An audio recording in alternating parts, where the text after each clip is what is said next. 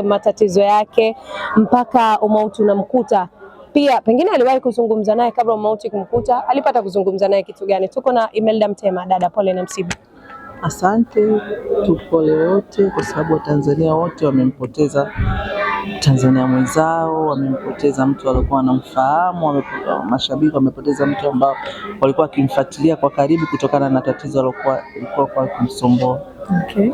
Sawa, pengine tuanze na safari ya Hawa. Ugonjwa wake rasmi ulianza wakati gani?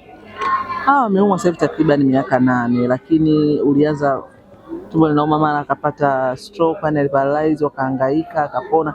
Kwa hiyo ilikuwa na mlolongo mrefu, lakini miaka 4 iliyopita au 5 nilikuwa ile serious, ile muda kupasuliwa. Alianza kuumwa na tumbo kwa sababu ya nini labda? Nini hasa kilipelekea tumbo? Walikuwa mwanakwanza kwa atoe majibu kwa sababu fistula ya utumbo. Yaani kila mtu alikuwa na daktari kila kimnani anasema yake, lakini mara mwisho kwa sema alikuwa na fistula ya utumbo. Okay. Na hiyo ndio ilikuwa ikimsumbua tangu hapo mwanzo. Kwa sababu ilikuwa ndio anafanywa upasuaji mara kwa mara, kwa sababu alikuwa anaenda anafanywa, anakatwa utumbo, unakuwa unaoza, anakatwa unaoza. Okay. Sawa. Na matibabu yake hasa ilikuwa kwa ajili ya fistula ambayo ndio ilikuwa inazungumzika, alikuwa na ugonjwa huo. Kwa mujibu wa mwanzo, lakini alipoenda kule, alipofika India, baada ya kumfanyia vipimo na aligundua kwamba yani sasa sijajua ni hiyo, ndio kama utumbo wake ule mnene ndio ulikuwa umeparalyze na ulikuwa haufanyi kazi. Okay. Kitu ambacho kwa kinasababisha sasa utumbo unakuwa unaoza, kwa sababu hata choo alikuwa apate, alikuwa kazi nyingine miezi 3, miezi 4 hivyo ndio anapata choo tena kwa shida. Sawa. Natamani nifahamu kitu kimoja. Kuna baadhi ya watu wanasema sababu ya Hawa kuumwa, alibeba ujauzito, akajifungua kwa operation, na baada ya hapo baada ule operation ndio ikawa chanzo hasa cha yeye kuumwa mpaka umauti unamkuta. Kuna ukweli hapo? Hapana, kwa sababu mtoto wa Hawa na sasa hivi yuko form 4.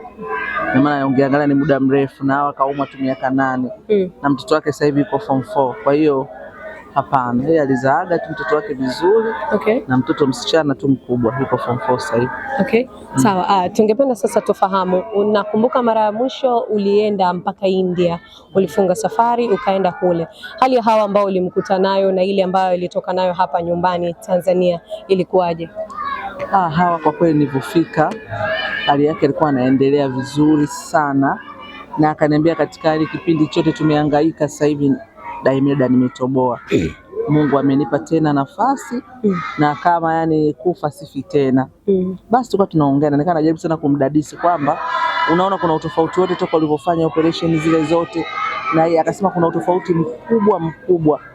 Hii Mungu ametufanyia, anasema Mungu ametupenda, hii Mungu ametupendelea. Okay. Na kipindi ambacho alikuwa ukizungumza naye alikuwa kwenye hali gani? Labda alionyesha ule uafueni labda?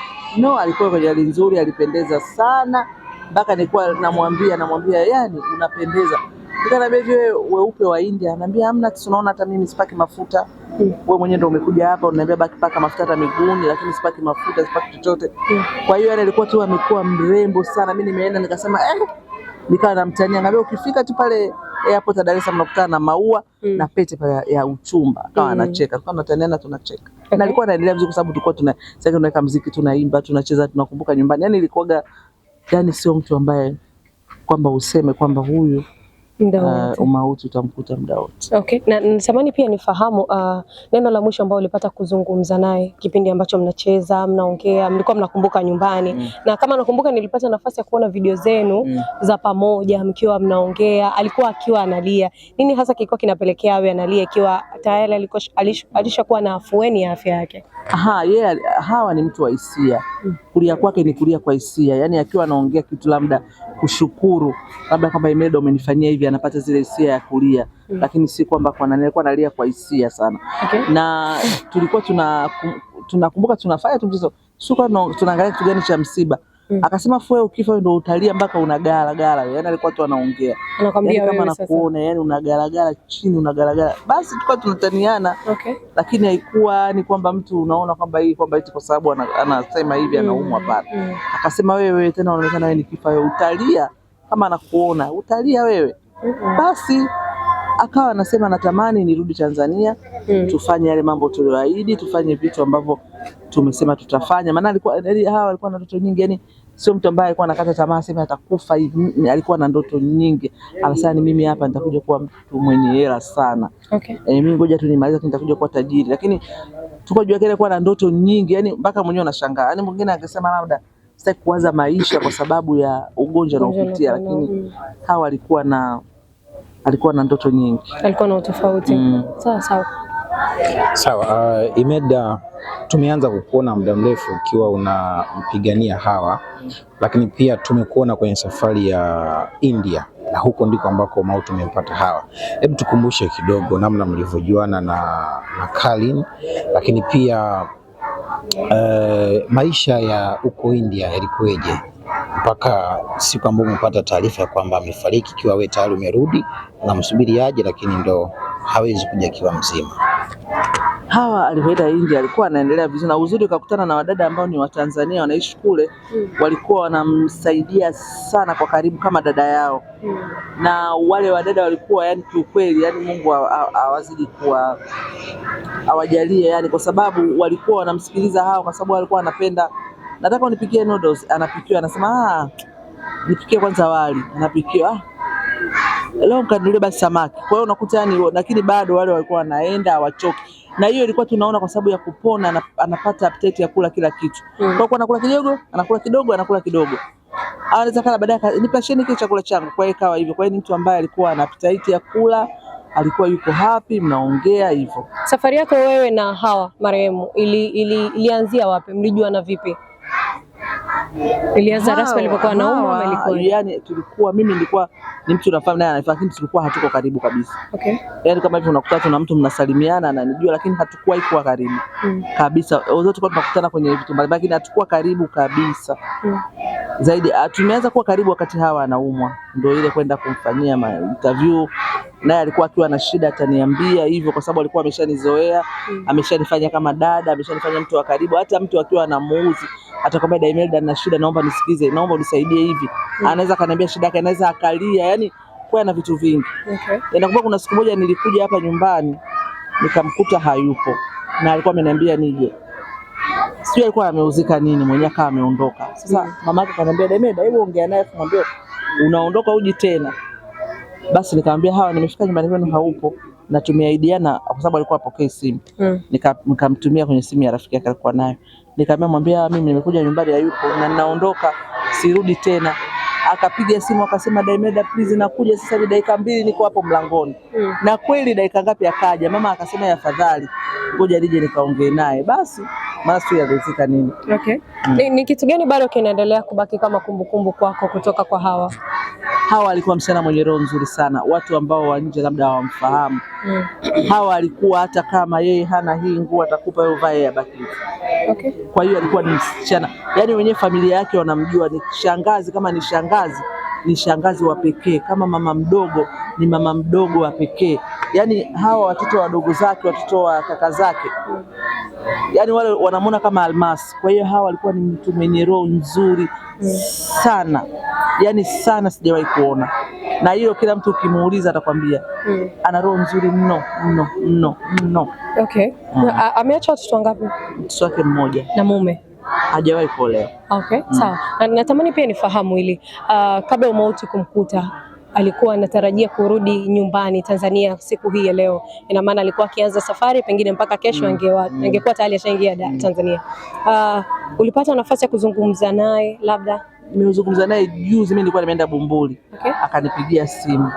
Wewe mimi nakuja tarehe 15. Wewe uko Bumbuli, utawahi kunipokea kweli? Nikamwambia kwa nini sikupokee? Nitawahi. Nitawahi kukupokea. Akasema Bumbuli mwenyewe anaondoka leo, wewe utatoka kule mpaka utoka tarehe 10 mpaka uje kufika kesho yake tarehe 15. Kwa mimi nitakuwa nimesharudi. Akasema haya. Kwa hiyo hivi tumeongea naye, akawa ananiambia jana nimeumwa sana, yani nimeumwa sija. Nikamwambia umeumwa nini? Nikamwambia nimeumwa tumbo. Nikamwambia hujala chochote cha pilipili? Hamna, nimeumwa mno. Nikamtania nikamwambia unajidekeza. Akasema hapana Daimelda, mimi nimeumwa sana. Okay. Nikamwambia basi pole. Akaniambia ilikuwa mshike sikai nazunguka hapa kote. Okay. Ikawa hivi. Pale ambapo amefikia. Ina maana hadi hospitali ilikuwa tayari ameshatolewa. Mimi nilipofika tu India kesho yake hiyo akapata discharge, tukaenda apartment, lakini uzuri ni kwamba apartment haikuwa sana mbali na hospitali. Okay. Sawa. Na labda alipoumwa na tumbo alirudi tena hospitali wakamwambia shida yake ni nini? Kwa sababu hiyo anaweza tu akaumwa muda amekula kitu lakini sio kwamba kitu labda cha kuumwa akasema aende hospitali. Sana najua tatizo langu la tumbo. Lakini sababu mwenyewe alikufa amemkuta tu amelala, yani alikuwa ni kama mtu alipata tu kitu cha kumhangaisha usiku labda. Okay. Au kuta amekufa kwa sababu mwenyewe alisema kwa mujibu wa watu ambao wako nao anasema mpaka saa ngapi wanaenda kumtafuta wamuamshe. Boda sio kawaida yake, ndio akamkuta kwenye hiyo hali. Amekuta tayari ameshafariki. Wenyewe hawakujua. Walikuwa tunatoka mapovu na kidonda kilikuwa kina damu sana. Kwa hiyo mshono, kwa hiyo kabidi wamchukue haraka kumpeleka hospitali. Sasa ndio kaambia mbona ameshafariki. Kwa maana hiyo alishafariki muda akiwa nyumbani. Na watu walikuwa bado hawajagundua kama hawajagundua, kwa anaamka ili kila mtu anajua kiamka, wala dada wanafanya usafi, wanamwandalia chai, kama ni chakula anapenda nusu wanamwandalia. Kwa hiyo alikuwa sababu waga mara nyingi anapenda kuchelewa kulala saa 9 anaangalia movie. Kwa hiyo anajua kabisa muda wake wa kuamka ni saa 6 saa ngapi, kwa hiyo hawakumsumbua. Okay. Neno gani sana ambalo Hawa alikuwa akipenda kulitamka muda wote ulipokuwa naye karibu? Alikuwa ananiambiaga my brown sugar. Kwa nini? No, alikuwa ananiambia anapendaga ngozi yako. Kwa hiyo alikuwa ananiambia my brown sugar, ananitaniaga hivyo wakati wote. Okay. Na akaniambiaga yani ombea Mungu nipone. Nije nifanye chochote kama biashara, maana alikuwa anapenda sana kupika. Akasema nitakuja nifufue mgahawa hapa, hamna mtu atakayenikamata kwa kupika. Okay. Kila mtu atasubiri iwe sijui nani na nani. Nipate hela nikufanyie kitu kizuri kwa sababu sijakulipa hata. Na ambapo kitu ambacho pia kinanishangaza Hawa kwa safari alikuwa ananiambia fanya ufanyavyo. Ukipata chance ya kuja India njoo. Okay. Yaani njoo nione. Na mimi nikaona Hawa ni kitu ambacho alikuwa anakipenda. Okay. Nikamfanyia surprise. Okay. Kwa maana hiyo safari ya wewe kutoka hapa kwenda India alikuwa haifahamu kabisa. Okay. Sawa, si tuseme pole sana na msiba. Asante. Na moja la mwisho kumalizia. Matibabu ya Hawa imekuwa ni kuna michango mingi. Wewe ni miongoni mwa watu ambao wameshiriki kwenye hii michango. Na kule mitaani tunapoishi watu wanasema kama wasanii wenzake kama walikuwa wamemtupa. Wewe ndo ka clear, ni kweli kwamba hapakuwa na mchango wa wasanii wote kwenye matibabu yake ama kuna namna yote ambayo ameshiriki, na kama hivyo ni nani ambaye walau walimsaidia kwa kidogo? Hapana, unajua Hawa akaumwa muda mrefu sana na wasanii kuna kipindi wamejitoa